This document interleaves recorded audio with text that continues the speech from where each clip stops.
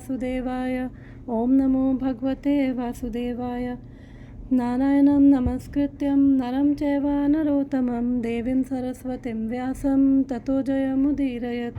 शृण्वतां स्वकथा कृष्णा पुण्यश्रवणकीर्तना हृदयं तस्थो हि भद्राणि विधुनोति सुहृत्सतम्।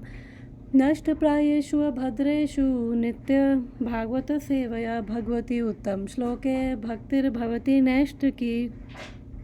कृष्णाय वासुदेवाय देवकी नंदनाय च नंदगोपकुमाराय गोविंदाय नमो नमः। मूकं करोति वाचालं पंगुं लंघयते गिरिं यत्कृपातमहं वन्दे श्रीगुरुदीनतारिणम्। हरे कृष्णा कृष्ण कृष्ण हरे हरे, हरे राम राम राम हरे हरे। शिला प्रभुपाद की जय, शिला गुरुदेव की जय। तो हम रीड कर रहे हैं Srimad Bhagavatam canto 1 chapter 2 verse number 28 और 29। हमने ये लास्ट टाइम इसको स्टार्ट किया था, इसके 2 पैराग्राफ्स बचे हैं। तो एक बार मैं वर्स रिसाइट करके फिर हम इसको स्टार्ट करते हैं। वासुदेव परा वेदा वासुदेव परा मुखः वासुदेव परा योगा वासुदेव परा क्रियः वासुदेव परं ज्ञानं वासुदेव परं तपः वासुदेव परो धर्मो वासुदेव परा गतिः। इसकी translation. In the revealed scriptures, the ultimate object of knowledge is Shri Krishna, the personality of Godhead. The purpose of performing sacrifices is to please Him. Yoga is for realizing Him. All fruitive activities are ultimately rewarded by Him only. He is supreme knowledge, and all severe austerities are performed to know Him. Religion, dharma, is rendering loving service unto Him. He is the supreme goal of life. तो last time हमने first 3 paragraphs read किए थे। तो हमने ये समझा था कि जो वेदों का भी जो कंक्लूजन है, वेदों से भी भगवान कृष्ण को ही केवल समझना है। और फिर नेक्स्ट पैराग्राफ में पढ़ा था कि जितने भी यज्ञ हैं वो बेसिकली वो भी भगवान की संतुष्टि के लिए ही की जाते हैं। यज्ञ और जो योगा है भगवान कृष्ण की के लिए ही की जाते हैं। And then next paragraph, third paragraph में हमने पढ़ा था कि जो ज्ञान है, ज्ञान का भी जो पर्पस है वो केवल भगवान कृष्ण को ही जानना है। तो फिर आज का ये स्टार्ट करते हैं। पुराने रीड करने हैं या सीधा यहीं से स्टार्ट करें जो जहाँ पे हमने लास्ट टाइम छोड़ा था? क्या कहते हो, यहीं से स्टार्ट करें? ठीक है माता जी। Okay, thank you. तो यहाँ से पढ़ते हैं हम। The same applies to all kinds of austerities. Tapasya means voluntarily acceptance of bodily pains to achieve some higher end of life. Ravana and Hiranyakashipu underwent a severe type of bodily torture to achieve the end of sense gratification. तो यहाँ पे तपस्या की क्या definition दे रहे हैं कि अपने मन को, अपने बॉडी को कष्ट देना किसके लिए? कुछ हायर किसी पर्पस के लिए। तो जैसे कोई स्टूडेंट है वो कॉलेज जाता है तो वो भी तपस्या करता है एक तरह से, और वो तपस्या किस लिए कर रहा है कि उसको डिग्री मिल जाए, वो सर्टिफिकेट मिल जाए। और फिर वो ध्यान रखता है कि मुझे इधर उधर नहीं जाना, पढ़ाई करनी है, वो सब चीज़ें। तो वो भी एक तपस्या है। एक्चुअली मटेरियल वर्ल्ड में हम हर चीज़ में ही तपस्या कर रहे हैं। हम हर चीज़ के लिए बहुत हार्ड वो कर रहे हैं, मेहनत। तो तपस्या करते हैं हम कुछ हायर पर्पस के लिए। अब यहाँ पे वो बताएंगे कि रावण और हिरण्यकशिपु ने भी तपस्या करी थी, बट उन्होंने तपस्या किसके लिए करी थी? केवल अपने आप को सेटिस्फाई करने के लिए, अपने ही वो इंद्रिय तृप्ति के लिए, सेंस ग्रेटिफिकेशन के लिए उन्होंने तपस्या करी। और हिरण्यकशिपु का तो पूरा शरीर था, वो चींटियाँ या दीमक थी वही खा गई थी। और फिर अगर हम देखें दूसरी साइड पे, प्रहलाद महाराज ने केवल नारद मुनि से सुना था, और उन्होंने वो अपने मदर के वूम में केवल नारद मुनि से सुना था, और वो सुन के ही उनको आत्म साक्षात्कार हो गया। तो पॉइंट ये है कि जो हम अपने आप को सेटिस्फाई करने के लिए इतना प्रयास करते हैं तो उसका क्या फ़ायदा मिलता है, और इतना संघर्षमय जीवन। और हिरण्यकशिपु ने सिर्फ इतनी तपस्या के बाद भी केवल 5 साल ही वो राज किया था, बिकॉज प्रहलाद महाराज 5 साल के ही थे जब नरसिंह देव प्रकट हुए थे।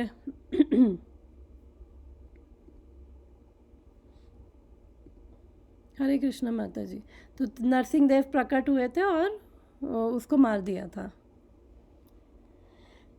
फिर प्रभुपाद आगे लिखते हैं, sometimes modern politicians also undergo several types of austerities to achieve some political end. This is not actually tapasya. One should accept voluntarily bodily inconvenience for the sake of knowing Vasudeva, because that is the way of real austerities. Otherwise, all form of austerities are classified as mode of passion and ignorance. Passion and ignorance cannot end the miseries of life. Only the mode of goodness can mitigate the threefold miseries of life. तो यहाँ पे बोल रहे हैं प्रभुपाद की जो ये politicians वगैरह है वो भी तपस्या करते, जैसे वो आमरण अनशन, वो बात अलग है कि जाके साइड पे खा लेते हैं, बट वो भी इस तरह की चीज़ें करते हैं और उनका पर्पस क्या होता है? केवल कुर्सी को पाना होता है। तो ये तपस्या नहीं है कि हम अपने माइंड और बॉडी को कष्ट दे रहे हैं, वो केवल अपनी इंद्रियों के सेटिस्फैक्शन के लिए। तो ये तपस्या नहीं है। तो तपस्या किसके लिए होनी चाहिए? केवल भगवान कृष्ण के लिए, उनको जानने के लिए। और एक्चुअली तपस्या का गोल क्या है? केवल भगवान को ही जानना। और भगवत गीता में भगवान बोलते हैं कि जो ऑस्टेरिटीज़ हैं, तपस्या है, वो भी 3 गुणों में होती है, सतोगुण, रजोगुण, तमोगुण। तो रावण और हिरण्यकशिपु ने जो किया वो क्या? तमोगुनी या रजोगुनी तपस्या उसको कहेंगे। और और जितनी रजोगुनी और तमोगुनी तपस्या होगी तो उससे क्या है, हमें और ही कष्ट मिलेंगे, प्रॉब्लम्स मिलेंगी। उससे हमारी जो ये मिजरीज हैं लाइफ की, वो एंड नहीं हो रही हैं। तो 3 ताप हैं। क्या है 3 ताप? भौतिक ताप है,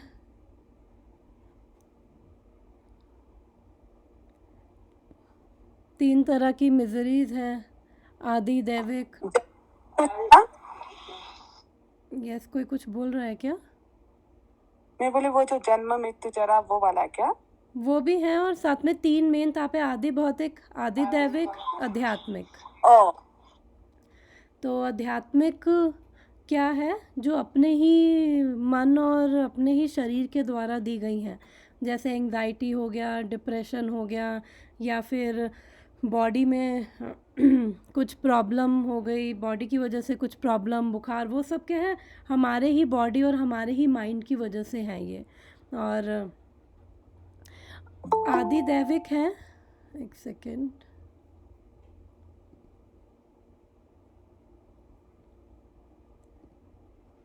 हरे कृष्णा पूजा। तो हम रीड कर रहे हैं वर्स जो हमने लास्ट टाइम किया था, वर्स नंबर 28, 29, उसके आगे से 2 पैराग्राफ बचे थे, हम वो रीड कर रहे हैं। तो मैं 3 मिजरीज की बात कर रही थी, आदि दैविक, आदि भौतिक, आध्यात्मिक। आध्यात्मिक हमारे ही मन और बॉडी की वजह से जो है, और आदि दैविक जो नेचुरल डिज़ास्टर्स हो गए, अर्थक्वेक, फ्लड, नई बहुत सारी चीज़ें।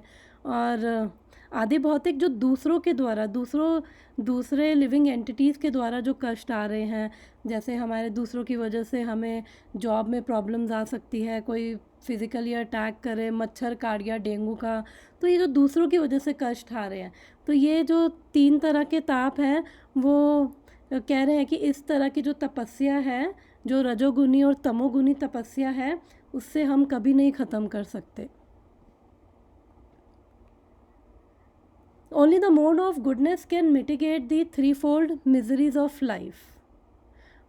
तो एटलीस्ट जब हम सतोगुण में होते हैं तो हम समझ पाते हैं कि ये जो मटेरियल वर्ल्ड है उसका क्या नेचर है, और हमें यहाँ पे सफ़रिंग है, 3 तरह के ताप से हम हमेशा सफ़र करते रहेंगे, तो हमें वो अंडरस्टैंडिंग मिलती है कि हम यहाँ पे हमें नहीं रहना है, यहाँ से हमें बाहर निकलना है। तो इसलिए बोल रहे हैं कि जब सतोगुण में आएंगे तो इसका सॉल्यूशन तब ढूंढेंगे। Vasudeva and Devaki, the so-called father and mother of Lord Krishna, underwent penances to get Vasudeva as their son. Lord Shri Krishna is the father of all living beings.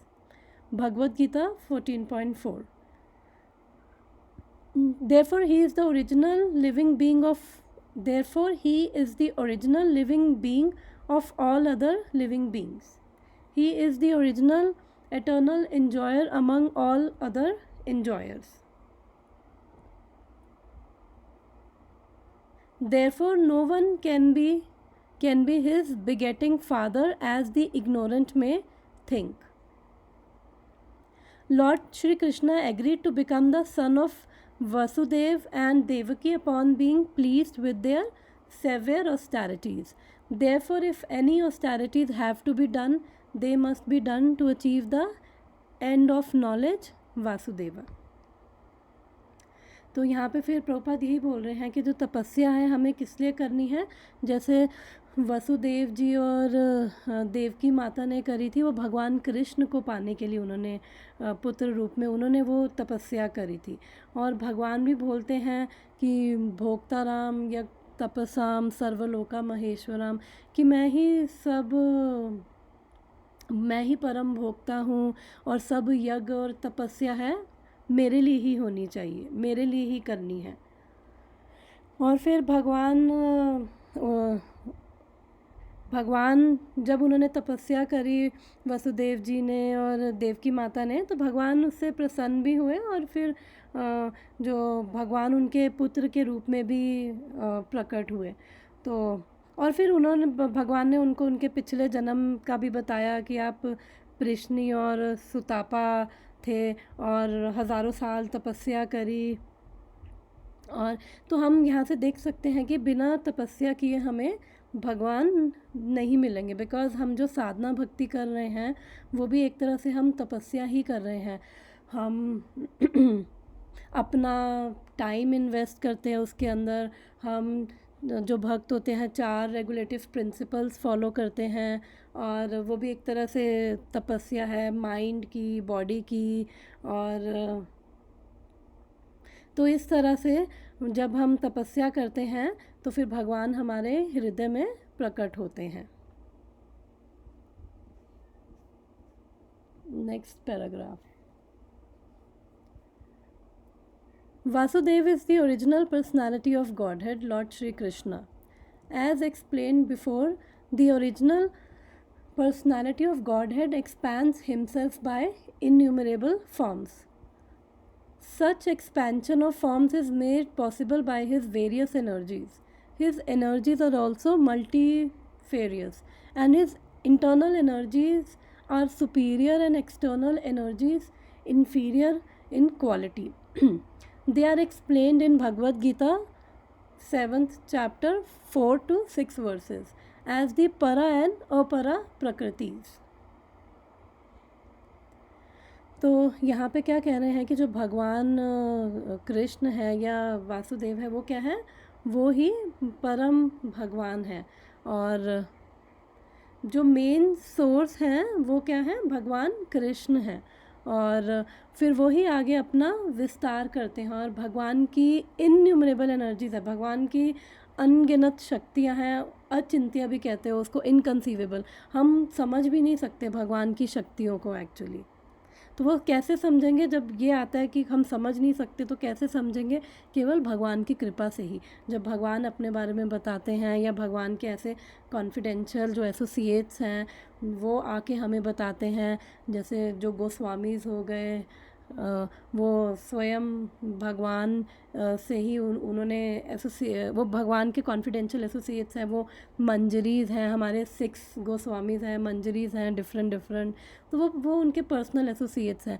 तो फिर हम अपने आचार्य से सीखते हैं, अपने गुरु से सीखते हैं। और भगवान की वैसे तो अनगिनत शक्तियां हैं, बट जो कह रहे हैं कि जो मेन जो है उनकी इंटरनल एनर्जी, अंतरंगा शक्ति, वो क्या है? सुपीरियर है। और एक्सटर्नल एनर्जी यानी बहिरंगा शक्ति, वो क्या है? इन्फीरियर है। और इस वर्स में यही बताया है कि परा और अपरा शक्ति। तो परा का मतलब है जो स्पिरिचुअल है, और अपरा का मतलब कि जो परा मतलब परम यानी कि सुपीरियर और स्पिरिचुअल। अपरा है कि जो ये भौतिक प्रकृति है वो क्या है? अपरा शक्ति है। लेकिन अनफॉर्चुनेटली हम लोग क्या हैं? हम लोग भगवान की परा शक्ति ही हैं, हम लोग भगवान की स्पिरिचुअल एनर्जी ही हैं। लेकिन हम जब इस भौतिक संसार में आते हैं तो इस अपरा शक्ति के हम अंडर कंट्रोल में हो जाते हैं। So his expansions of various forms which take place via the internal energies are superior forms, whereas the expansion which take place via the external energy are the inferior forms. The living entities are also his expansions. The living entities who are expanded by his internal potency are eternally liberated persons, whereas those who are expanded in terms of material energies are eternally conditioned souls. तो जो हम भी हैं, हम भी क्या हैं? भगवान की ही शक्ति हैं, हम भी भगवान का ही विस्तार है, भगवान की शक्ति है। और the living entities who are expanded by the internal potency, तो यहाँ पे बेसिकली कहना चाह रहे हैं कि 2 शक्तियाँ भगवान की, आध्यात्मिक और भौतिक, यानी कि अंतरंगा और बहिरंगा शक्ति। और हम जो जीव हैं उसको बोला जाता है तटस्थ शक्ति, बिकॉज हम लोग बीच में रहते हैं। हम कभी जब भक्ति करते हैं तो अंतरंगा शक्ति के अंडर आ जाते हैं। अंतरंगा शक्ति कौन है? डिवाइन एनर्जी, जो श्रीमती राधा रानी है। और जब हम भक्ति नहीं करते तो फिर हम माया के अंडर होते। जब भगवान से दूर होते हैं तो फिर माया के अंडर, बहिरंगा शक्ति यानी कि जो दुर्गा देवी है, हम उसके अंडर आ जाते। तो हम तटस्थ शक्ति हैं कि हम तट पे, कभी इस साइड भी हम जा सकते हैं, उस साइड भी। तो जो भगवान के धाम में हैं वो सारे कौन है? नित्य सिद्ध हैं, यानी कि वो हमेशा भगवान की अंतरंगा शक्ति के अंडर ही हैं, तो इसलिए वो नित्य सिद्ध हैं। हम जो इस भौतिक जगत में हैं, हम लोग हैं नित्यबद्ध, यानी कि एटर्नली हम कंडीशनड हैं। तो जब हम इस भौतिक संसार में आते हैं तो बहुत सारी कंडीशंस हमारे ऊपर अप्लाई हो जाती है। इतने सारे हमारे संस्कार और कर्मों की वजह से अलग अलग हमारा नेचर, वो सब कंडीशंस आ जाती, तो हमारा जो रियल स्वरूप है कवर हो जाता है। तो इसलिए हमें बद्ध बोला गया। हम बद्ध जीव हैं, हम यहाँ पे बंधे हुए हैं।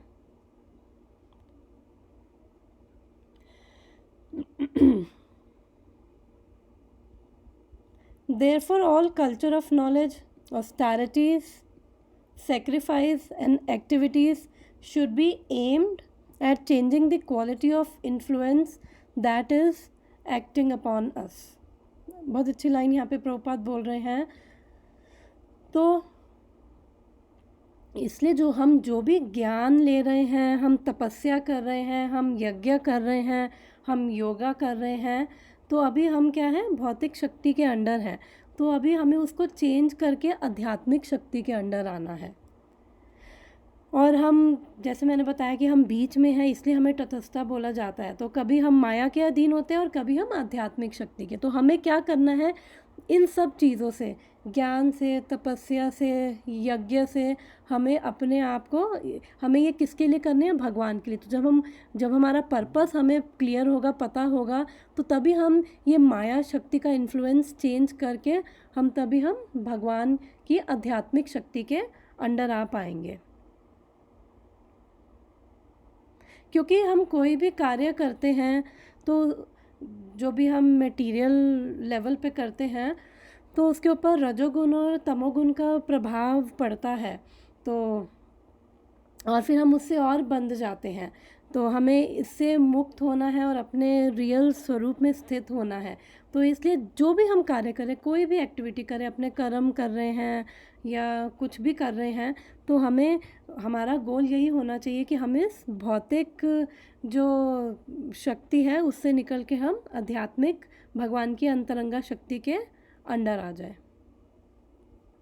माता जी, Yes. सॉरी, मैं ना एक्चुअली एक जगह ना लॉस्ट हो गई थी। मैं ये सोच रही थी कि इसका मीनिंग लाइक जो पहली लाइन है ना, इसके पहली लाइन कॉमा के बाद, whereas those who are expanded in terms of the material energies are externally conditioned soul. तो ये ना थोड़ा समझ नहीं आया। Okay. The living entities who are expanded by his internal potency are eternally liberated persons, whereas those who are expanded in terms of material energies are eternally conditioned souls. Basically यहाँ पे कहने का मतलब प्रभुपाद का ये है कि भगवान की दो शक्तियाँ हैं, आध्यात्मिक शक्ति यानी कि अंतरंगा शक्ति जो श्रीमती राधा रानी, और बहिरंगा शक्ति जो माया देवी है। तो जो ये दो तरह के जीव भी हैं, नित्य सिद्ध हैं और नित्य बद्ध हैं। तो जो नित्य सिद्ध हैं यानी कि वो एटर्नली लिबरेटेड है। तो जो लिबरेटेड होंगे तो फिर वो कहाँ होंगे, वो भगवान के धाम में ही है और वो भगवान की आध्यात्मिक शक्ति के अंडर है। और जो बद्ध जीव हैं जो इस भौतिक संसार में हैं, वो सारे क्या हैं, एटर्नली कंडीशन। तो एक्चुअली क्या है कि ये जो लाइन है, ये जो वर्ड है एटर्नली कंडीशन, तो एटर्नली कंडीशन का मतलब तो बेसिकली ये होता है कि नित्यबद्ध, यानी कि एटर्नली, कि हम कितना किसका उसका कोई ना, एटर्नल का मतलब होता है कि ना उसका कोई बिगनिंग है ना एंडिंग है। इसका मतलब हम परमानेंटली यहाँ पे कंडीशनड है। तो एक्चुअली कहने का पॉइंट ये है कि हमारी जो ये कंडीशनिंग है, हमारी जो ये बद्ध अवस्था है, यानी कि बद्ध अवस्था क्यों है, क्योंकि हम भगवान से हमने मुंह मोड़ रखा है और हमने भौतिक एनर्जी के अंडर है, माया शक्ति के अंडर है। तो इसलिए हमें बद्ध जीव बोला जाता है। हमारे ऊपर बहुत सारी कंडीशंस हैं, हमें बहुत सारे हमारे जो संस्कार हैं, पूर्व जन्म के कर्म हैं, हमारा नेचर है, तो ऐसे बहुत सारी हम पे कंडीशंस लग चुकी है। तो हम ना यहाँ पे बंध चुके हैं। जैसे अब बोला जाता है मटीरियल वर्ल्ड को कि जो हम मंगल आरती में भी पढ़ते हैं कि संसार दावन लीद लोका। तो अब जो ये भौतिक संसार में जो भी है सब बंधे हुए हैं। बंधे किससे हुए हैं, बंधे अपने कर्मों की वजह से हुए हैं। और दूसरा अगर एग्जांपल देखें, जैसे एक जंगल है, तो हम देखते हैं यहाँ पे यूएस में भी काफ़ी जगह जंगल में अपने आप ही आग लग जाती है। और आग कैसे लगती है, फ्रिक्शन से लग जाती है, बहुत गर्मी होती है, फिर वो ड्राई वुड या उससे फ्रिक्शन होता है तो वो अपने आप ही आग लग जाती है। तो ये भौतिक संसार भी बेसिकली वही है। यहाँ पे क्या है, तीन ताप की आग लगी हुई है, आदि भौतिक, आदि दैविक और आध्यात्मिक, प्लस इसके बाद चार चीज़ें और हैं, जन्म मृत्यु जरा व्याधि। तो हम सब क्या हैं, वो हमारी जो ये वासनाएं हैं, हमारी डिज़ायर्स हैं, उसकी वजह से हम कर्म करते हैं, हमारी इंक्लिनेशंस हैं, हमारा नेचर है, फिर हमारे वैसे संस्कार हैं। तो उसकी वजह से हम यहाँ पे बंधे हुए हैं। जैसे पेड़ पौधे जो होते हैं जंगल में, वो खड़े रहते हैं, जब आग लगती है बेचारे बहुत हेल्पलेस होते हैं, भाग नहीं पाते हैं। तो हम भी वैसे ही यहाँ पे हम हमारे ऊपर है, हम भाग भी सकते हैं, हम यहाँ से छूट भी सकते हैं और हम यहीं पे कंटिन्यू भी कर सकते हैं। तो वो हमारी इच्छा है। बट हम कैसे, हम भी बेचारे पेड़ पौधों की तरह हेल्पलेस क्यों हैं? बिकॉज हम भी अपनी अटैचमेंट से बंधे हुए हैं, कर्मों से बंधे हुए हैं। तो इसलिए हमें बोला गया है बद्ध जीव, और एटर्नली कंडीशन इसलिए बोला गया है बिकॉज पता नहीं कितने लाइफ टाइम्स, हज़ारों लाखों करोड़ों हो सकता है लाइफ टाइम से हम यहाँ हैं। कितने ब्रह्मा के दिन बीत गए हैं, और कितनी बार सृष्टि हो चुकी है, हो के ख़त्म हो चुकी है, पार्शली भी एक बारी एनाइलेशन होता है, फिर उसके बाद पूरी तरह से ख़त्म हो जाता है, फिर सारे जीव जब टोटल ख़त्म हो जाता है फिर सारे जीव महातत्वों में चले जाते हैं भगवान विष्णु के शरीर में, फिर वापस से क्रिएशन होता है, फिर आ जाते हैं। तो इसलिए यहाँ पे एटर्नली कंडीशन बोला गया है कि एटर्नली कंडीशन का मतलब हम ट्रैक भी नहीं कर सकते कि कितने टाइम से हम यहाँ पे बंधे हुए हैं, बद्ध अवस्था में हैं। और जो भगवान के धाम में हैं वो सब कौन है? भगवान की आध्यात्मिक शक्ति के अंडर है। तो वो सारे क्या है? एटर्नली लिबरेटेड है, वो सारे मुक्त अवस्था में हैं, लेकिन हम लोग उनकी तरह मुक्त अवस्था में नहीं हैं, और हम लोग ओके अपने माता ही जी। उसमें बंधे हुए हैं। जैसे जंगल में पेड़ पौधे नहीं भाग पाते, तो हम भी अपनी अटैचमेंट्स की वजह से, हम अपने कर्मा, अपना कंडीशनिंग की वजह से यहाँ से हम नहीं भाग पाते, हेल्पलेस हो जाते हैं। तभी वो बोला जाता है त्राणाय कारुण्य घना घनत्वम, कि जब वो वर्षा होगी तो तब, क्योंकि ये आग हम अपने आप से नहीं बुझा सकते, ये आग केवल जब भगवान की कृपा की वर्षा होती है तो हम तब बुझा पाते हैं। और वो कब होगी? जब हम अपना एफर्ट करेंगे, हम चाहेंगे, हमारी डिज़ायर होगी यहाँ से निकलने की। तो अभी अटैचमेंट्स के कारण डिज़ायर ही नहीं होती, होती भी है तो फिर भी इतनी स्ट्रॉन्ग डिज़ायर नहीं है यहाँ से निकलने की। तो जब हम सुनते हैं शास्त्रों के बारे में, हमें पता चलता है कि यहाँ पे मिजरी है। और जैसे अब लोग होता है ना कि गवर्नमेंट जॉब लोग बहुत पसंद करते हैं, और बहुत सारे लोग कितने कितने साल गवर्नमेंट जॉब के लिए तपस्या करते हैं, और फिर जाके कईयों की लगती है और कईयों की नहीं भी लगती। बट यहाँ पे तो गारंटी है, उधर तो गारंटी नहीं है। तो गवर्नमेंट जॉब क्यों चाहते हैं? बिकॉज उसके अंदर स्टेबिलिटी है, सिक्योरिटी है, और पता है कि वो ऊपर नीचे भी करेंगे तो नहीं निकालेंगे, सिक्योरिटी, आराम से बैठ जाओ। तो ऐसे ही भगवान का धाम है, वहाँ पे स्टेबिलिटी है, सिक्योरिटी है, सब कुछ है, कोई मिजरी नहीं है, कोई टाइम फैक्टर नहीं, कोई पेन, वो सेपरेशन नहीं। हम लोग को इतना मिजरेबल फील करते हैं, पता नहीं खुद के लिए भी, बिकॉज कितने लाइफ टाइम से हम लोग भी कितनी बार मरे हैं, और फिर जब हमारा कोई अपना भी जाता है तो भी इतना पेन, तो वो सब हम यहाँ पे फील करते हैं। बट भगवान के धाम में ऐसा कुछ नहीं है, तो इसलिए हम बंधे हुए हैं, ये सब सफरिंग के होते हुए भी हम यहाँ पे पता नहीं कितने टाइम से इसी बद अवस्था में हैं। इसलिए यहाँ पे एटर्नली कंडीशन बोला गया है।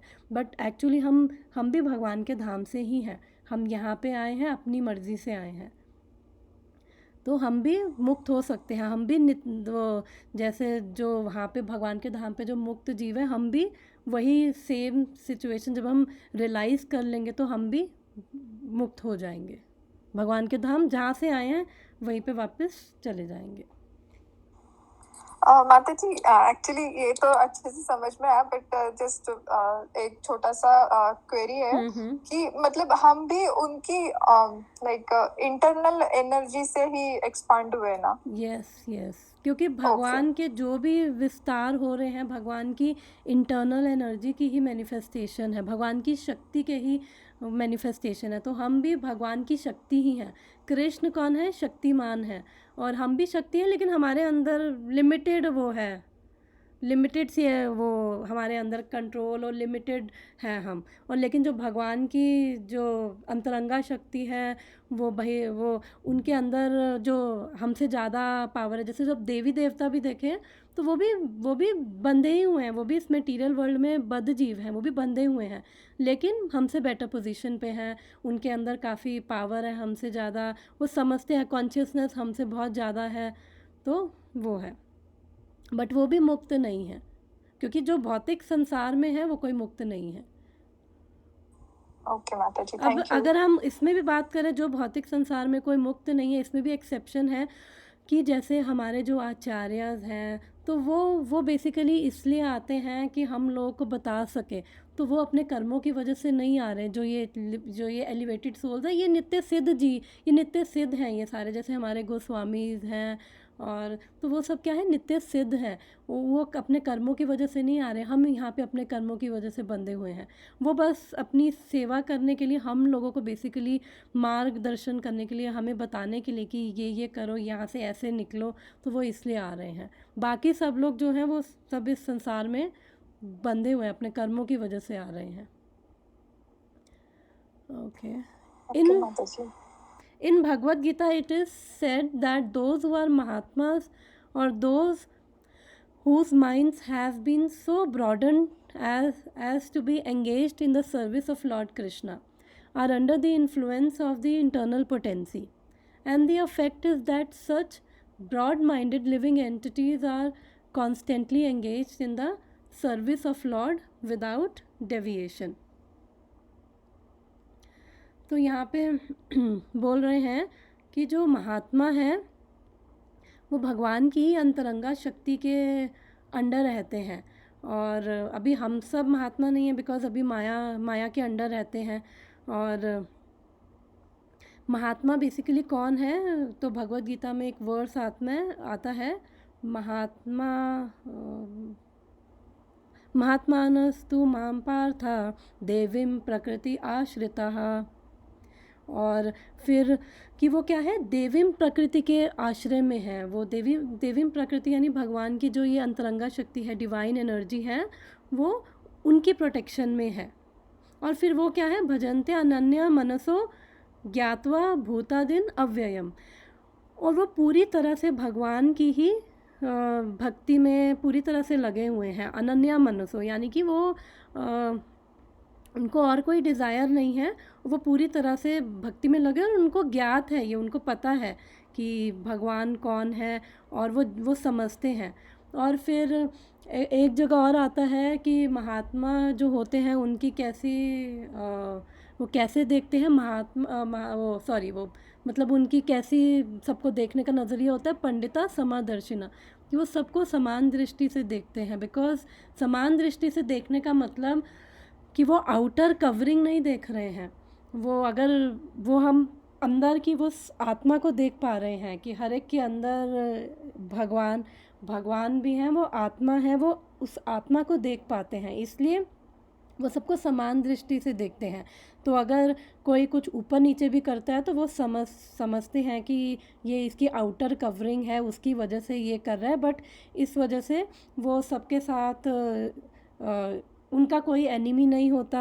हम पढ़ते हैं भगवद गीता में उनके लिए कोई उनका शत्रु नहीं है। कोई उनको अपना शत्रु समझ सकता है, बट उनके लिए कोई उनका शत्रु नहीं है, उनकी समदृष्टि है। तो फिर ऐसे कैसे आएगी, तो यहाँ पे प्रभुपाद बोल रहे हैं कि they have been so broaden as to be engaged in the service of Lord Krishna, और such broad minded living beings are constantly engage. तो यहाँ पे बोल रहे हैं कि ब्रॉड माइंडेड यानी कि एक तरह से उनका माइंड ब्रॉड है, विशाल हृदय है। तो इसलिए कह रहे हैं क्योंकि जो भगवान की महानता को समझ पा रहा है, तो कोई वो ऐसा वैसा हार्ट नहीं होगा, ऐसी वैसी सोल नहीं होगी जो भगवान की महानता को समझ के अपने हृदय में उस महानता को ले पा रहा है।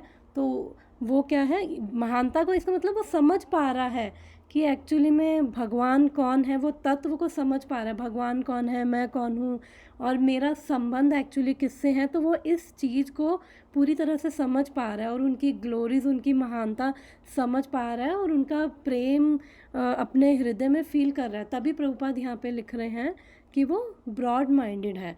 तो जो इतनी महानता समझ जाएगा भगवान की, फिर वो अपने आप ही ब्रॉड माइंडेड हो जाएगा, और फिर वो उस विशाल हृदय से फिर वो एक्सेप्ट करेगा भगवान को। और जब भगवान से ही संबंध अपना जोड़ लिया, तो फिर जो ये आउटर इस मटेरियल वर्ल्ड के जो डिस्टर्बेंसेस हैं उसको परेशान नहीं करेंगे, बिकॉज इनर वो पीस, सेटिस्फैक्शन वो अंदर से वो फील कर पा रहा है। तो फिर बाहर कुछ हो रहा है तो ज़्यादा मैटर नहीं करता उसके लिए।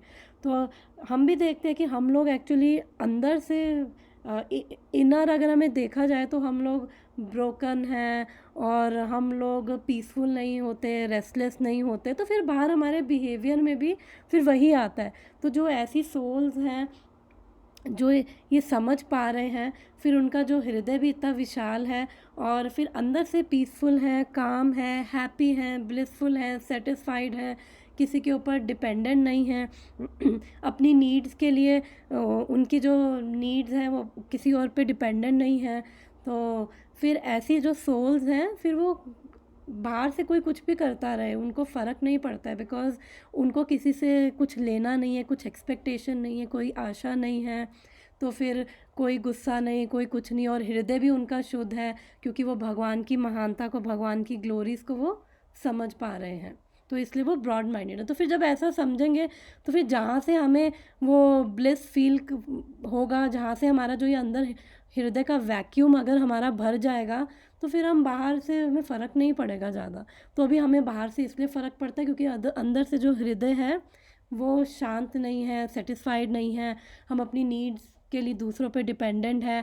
अंदर हमारे हार्ट में एक बहुत बड़ा वैक्यूम है, कुछ भी करते हैं वो वैक्यूम भरता नहीं है, वो एक खालीपन हमेशा रहता है। तो उस खालीपन को भरने के लिए फिर अलग अलग चीज़ें चाहिए होती हैं, अलग अलग लोगों से एक्सपेक्टेशंस, नीड्स हो जाती हैं हमारी। तो ये डिफरेंस आ जाता है। No one should, okay sorry one line miss कर दी, that should be the aim of life and that is the verdict of all Vedic literatures. तो इन शॉर्ट जब हम भगवान से कनेक्ट होंगे, जब भगवान से कनेक्ट होके हम समझ पाएंगे तो हम धीरे धीरे ब्लिस फील कर पाएंगे। जितना हमारा, जैसा हमारा सरेंडर है भगवान के प्रति, जैसा हमारा संबंध है उनसे, तो उस लेवल पे हम ब्लिस फील कर पाएंगे। जब हम पूरी तरह से समझेंगे तो फिर हमें ये मटेरियल वर्ल्ड में हम रहते हुए भी हमें फ़र्क नहीं पड़ेगा। बिकॉज अगर हम गोस्वामी इसको देखें, रूप गोस्वामी, सनातन गोस्वामी, तो वो अपने टाइम पे कितने बड़े वो मिनिस्टर्स थे और उनके पास वेल्थ थी, सारे ऐशो आराम थे, बट स्टिल वो सब चीज़ें उनके लिए मैटर नहीं करी। वो सब छोड़ के भी वो भगवान चैतन्य महाप्रभु के लिए उन्होंने सब कुछ छोड़ दिया। तो इसका मतलब कुछ तो भगवान से कनेक्शन होने में कुछ तो ऐसा रस मिलता है कि जो इन सब चीज़ों से भी बहुत ऊपर है। तो हमें भी उसी रस की, उसी चीज़ को एम करना है और धीरे धीरे फिर बेसिकली हमारा फोकस हमारी साधना भक्ति पे रहेगा। तो ये चीज़ें अपने आप धीरे धीरे कम होते जाएंगे, वो ताप धीरे धीरे कम होते जाएंगे, अंदर से पीस मिलता जाएगा और धीरे धीरे भगवान की कृपा से हृदय शुद्ध होगा।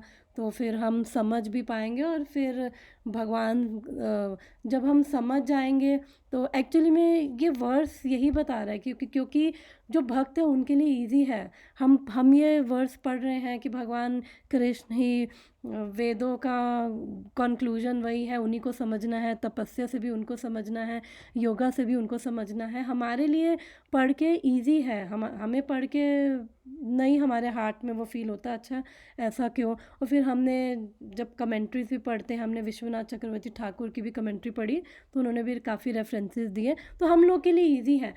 तो जो लोग अलग अलग प्रकृति के हैं फिर वो अपनी ही प्रकृति के अनुसार डिफरेंट देवी देवताओं से आकर्षित होते हैं, रजोगुण में है, तमोगुण में है, तो वो घोर रूपों की पूजा करते हैं, तो उनके लिए बहुत कष्ट होता है ये समझना। तो इसलिए यहाँ पे इस वर्स में कंफर्म कर रखा है कि जो भी कर रहे हैं उसका कंक्लूजन केवल भगवान कृष्ण है और अल्टीमेटली उनसे कनेक्ट होकर ही हमें यहाँ पे इस भौतिक संसार में रहते हुए भी हमें शांति तभी मिलेगी। और 266 वर्स भगवद गीता का यही कहता है कि जो भगवान से जुड़ गया है भक्ति में, फिर उसका बुद्धि क्या है, फिक्स हो जाएगी।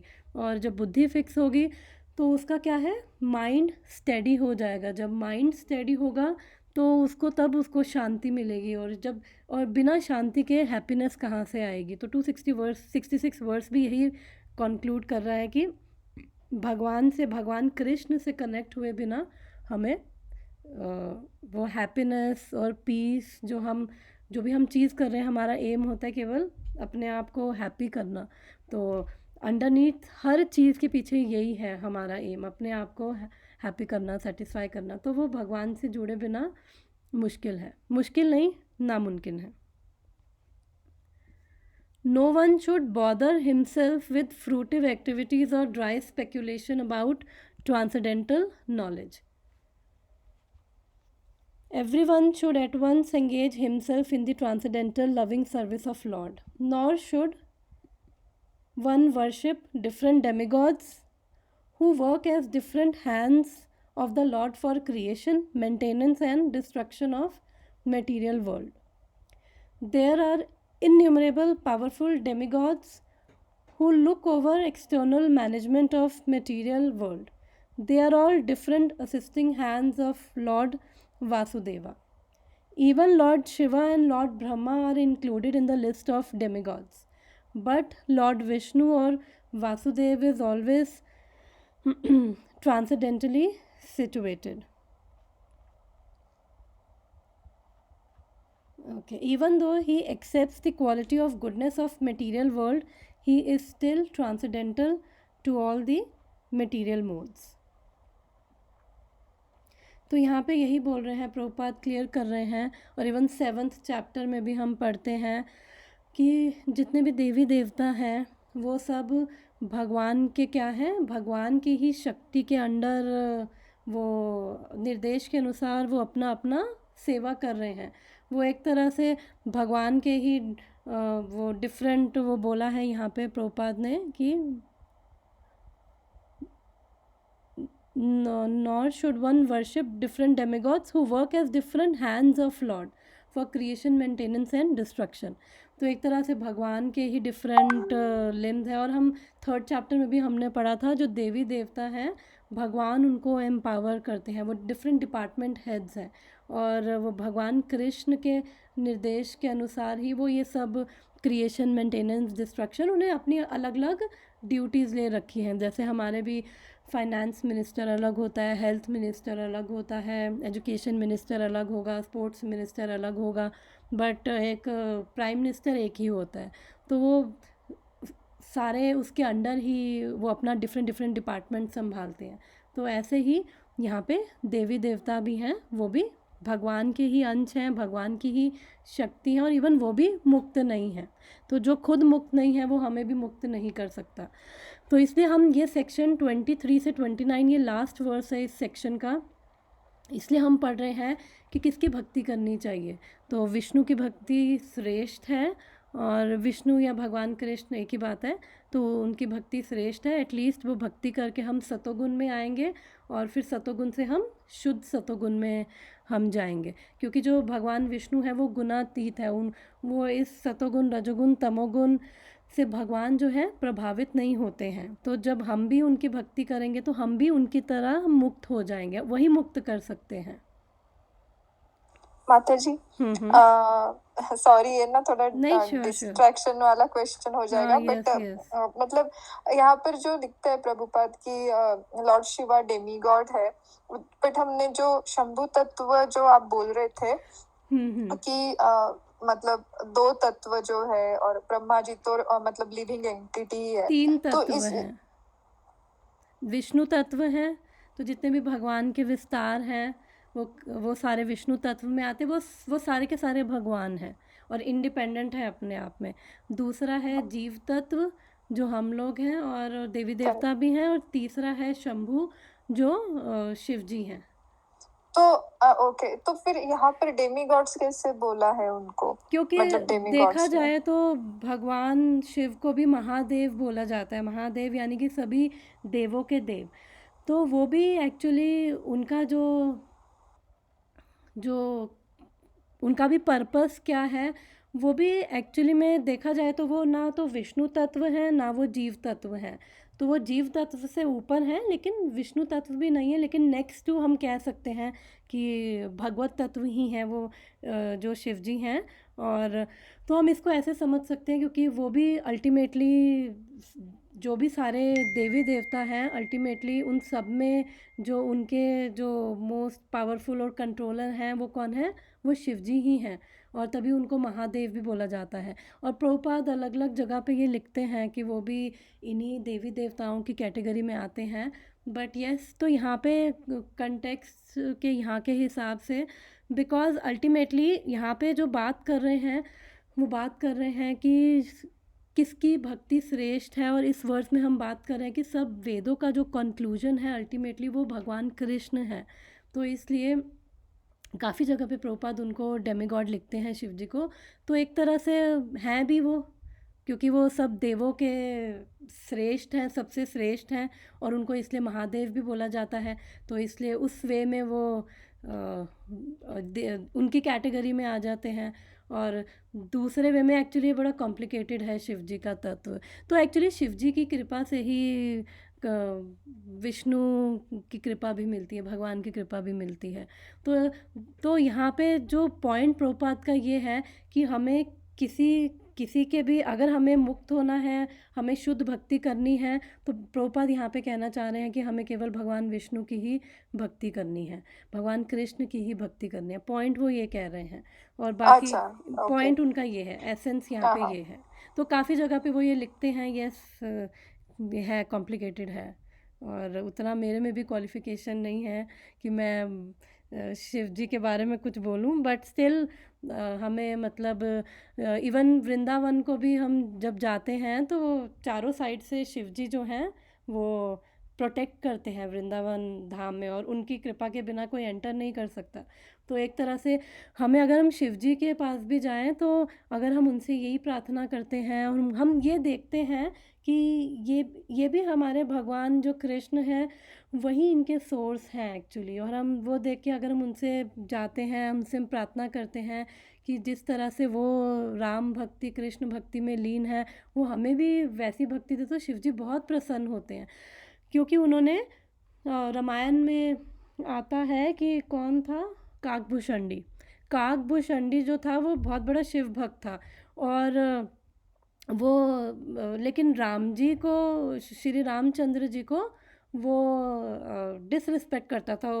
उसको लगता था कि नहीं शिव जी, तो भगवान शिव ने उनको कर्ज कर दिया, उनको कर्ज किया कि तुम जाके कौवे बन जाओ, और फिर वो कौवे बने। फिर उसके बाद उनको याद था, तो वो आगे स्टोरी है। तो इसलिए भगवान शिव भी, वो भी प्रसन्न होते हैं जब विष्णु भक्ति कोई करता है, तो शिव जी बहुत प्रसन्न होते हैं। और शिव जी का जो हम देख रहे हैं ना कि वो जो ये रजोगुनी तमोगुनी, वो थोड़ा उनसे ज़्यादा अट्रैक्ट होते हैं, क्योंकि एक्चुअली देखा जाए तो अल्टीमेटली जो शिव तत्व है वो भी और कुछ नहीं, स्वयं भगवान कृष्ण ही वो रूप गुणावतार लेते हैं। हमने इस वर्ष में, इस सेक्शन में पढ़ा था कि एक वही भगवान है जो ये गुणावतार ले रहे हैं, विष्णु के रूप में, शिव के रूप में, ब्रह्मा जी के रूप में, अलग अलग पर्पसेस के लिए। तो उन जीवात्माओं को जो थोड़ी रजोगुनी तमोगुनी है, तो शिव जी क्या करते हैं, उनको थोड़ा सा वो देखते हैं, वो थोड़ा एलिवेट करते हैं, तो वो अट्रैक्ट होते हैं शिव जी से। तो अल्टीमेटली कृष्ण ही है एक तरह से, मेरी तो यही अंडरस्टैंडिंग है कि वो गुणावतार भगवान ही शिव के रूप में ले रहे हैं डिफरेंट पर्पस के लिए। तो इसलिए उनको भी बाकी ऐसी सोल्स को भी मौका दिया जाए कि जो डायरेक्ट भगवान कृष्ण तक नहीं आ सकते, नहीं समझ सकते, तो वो शिव जी से भी अट्रैक्ट हो जाते हैं। तो अल्टीमेटली जब उनको भी फिर कुछ जो समझते हैं कि अच्छा, थोड़ा उनको भगवान की कृपा से ये समझ आता है कि कुछ हायर है यहाँ पे, तो फिर वो शिव जी उनको वो भगवान कृष्ण तक भेज देते हैं, तो वो बहुत प्रसन्न होते हैं। तो हम इसको ऐसे समझ सकते हैं, थोड़ा मेरी अंडरस्टैंडिंग यही कहती है। ओके माता जी, और आपने वो वर्स भी बताया था ना, वो कर्ड एंड मिल्क का। यस, तो क्षीरम ओके, ददाति नाउ गॉट योगात, इट, या कि कर्ड और भगवान शिव और भगवान विष्णु में बस दूध और दही का अंतर है। दूध से ही दही बन रहा है, लेकिन दही वापस दूध नहीं बन सकता, लेकिन दूध दही बन सकता है। तो ये डिफरेंस है। तो हम इसको ऐसे समझे, क्योंकि हमने इस सेक्शन में ये भी पढ़ा कि जो भी सारे देवी देवता हैं वो भी भगवान के ही वो भी शक्ति, भगवान के अंश हैं, भगवान की सेवा कर रहे हैं। तो जो वैष्णव है वो कभी उनकी निंदा नहीं करते, और इवन वैष्णव देवी देवताओं के उपासकों की भी निंदा नहीं करते, क्योंकि वो समझते हैं कि अपनी अपनी प्रकृति के अनुसार हर कोई डिफरेंट देवी देवता से अट्रैक्ट हो रहा है, और फिर भौतिक वासनाओं की वजह से भी जल्दी मिल जाता है। शिव जी आशुतोष है, जल्दी मिल जाता है। तो यहाँ पे प्रभुपाद इसलिए कह रहे हैं कि क्यों इवन शिव जी के पास भी मत जाओ, बिकॉज मैंने एक स्लाइड में बताया था, एक बार मैं टाइम देख लूँ। ओके 10 मिनट्स 10 मिनट्स है। तो शिव जी के पास भी इसलिए नहीं जाओ बिकॉज वो आशुतोष है, ईजिली प्रसन्न हो जाएंगे, वो भगवत तत्व ही है, ईजिली प्रसन्न भी हो जाएंगे। बट प्रॉब्लम क्या है, वो आपकी इच्छाओं को भी पूरी कर देंगे, उनके अंदर पूरी है कैपेसिटी। लेकिन क्या है कि जब हम अपनी भौतिक इच्छाएं लेके जाते हैं ना, तो हमारी एक इच्छा पूरी होती है, फिर हमें लगता है अरे वाह यहाँ से पूरी होगी, अब दूसरी इच्छा, तो हम उसी चीज़ में स्टक रह जाएंगे, फिर हम उसके बियॉन्ड देखेंगे ही नहीं कि अरे इसके बियॉन्ड भी जाना है। तो इसलिए प्रभुपाद कह रहे हैं कि ब्रह्मा जी के पास भी मत जाओ, शिव जी के पास भी मत जाओ, उस वे में कि हमारी जो इच्छाएं हैं, हम क्योंकि जनरली जो लोग शिव जी को भी अगर मानते हैं तो वो इसलिए मान रहे हैं ना कि वो आशुतोष है, फटाफट सारी इच्छाएं पूरी करते हैं, उनको गुस्सा भी जल्दी आता है, वो प्रसन्न भी जल्दी होते हैं। तो इसलिए हम बस इन्हीं भौतिक इच्छाओं में फंसे रहेंगे। लेकिन अगर विष्णु के पास जाएंगे, भगवान कृष्ण के पास जाएंगे, तो भगवान कृष्ण हमारी इच्छाएं भी शुद्ध करेंगे और साथ में डिज़ायर्स प्यूरिफाई करेंगे, और फिर हमें हमारी कॉन्शियसनेस हमें एलिवेट करेंगे, हमारा हृदय शुद्ध होगा, हमें समझ आएगा। तो इसलिए हमें स्टक नहीं रहना है यहाँ पे। तो इसलिए वो कह रहे हैं कि इस चीज़ को समझो, और बस कितने जन्मों से तो केवल भौतिक इच्छाएं ही पूरी करते आए हैं और हर जन्म में यही कर रहे हैं, तो क्यों ना इस जन्म में हम भक्ति करके यहाँ से निकलने की सोचें। तो इसलिए यहाँ पे उनको बोला कि एटलीस्ट शिव जी के पास भी मत जाओ, ब्रह्मा जी के पास भी मत जाओ। तो कहने का पॉइंट ये है, अपनी इच्छाओं में ही लगे रहोगे। बट अगर हम भगवान शिव जी के पास भी जाते हैं तो हम उनको भी हम प्रणाम करके हम उनसे भी अगर कृष्ण भक्ति मांगते हैं तो वो बहुत प्रसन्न होते हैं, और फिर वो हमें उनकी कृपा से, बिकॉज वो भी शिव जी कौन है कि वो हमने पढ़ा था कि वो टॉप मोस्ट वैष्णव है। तो जब वैष्णव की किसी ऐसे वैष्णव की कृपा जिसका मन ही, जिसका हृदय ही केवल भक्ति में, राम भक्ति में ही लगा हुआ है, तो वो हमें क्या देगा, वो हमें फिर वही कृपा देगा और उससे हमें भक्ति मिलेगी। तो हम ऐसे उनसे प्रार्थना कर सकते हैं। तो ऐसा कोई वो नहीं है कि हमें उनके पास नहीं जाना, ये करना, बट हमें वो हमें वो समझना है कि उसके पीछे एसेंस कहना क्या चाह रहे हैं।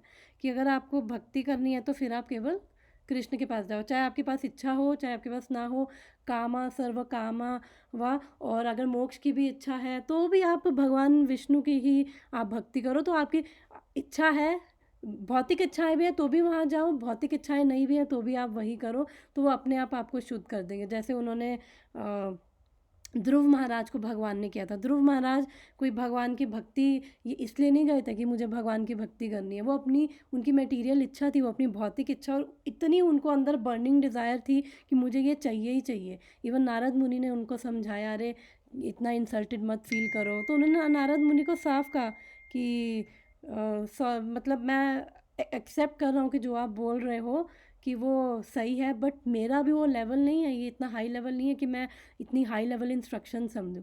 फिर नारद मुनि ने कहा अच्छा ठीक है, चलो फिर तुम ये करो, तुम्हें वही चाहिए तो एटलीस्ट ठीक है। फिर गुरु के रूप में उन्होंने गाइड किया कि एटलीस्ट जाओ विष्णु भक्ति करो, तो उन्होंने उनको गाइड किया। तो वो भौतिक इच्छा से नहीं गए थे। तो ऐसे ही भगवान हमारा हृदय भी शुद्ध करते हैं और भौतिक इच्छाएँ भी। तो ये ख़त्म कर लेते हैं, छोटा सा, और 6 मिनट्स हैं।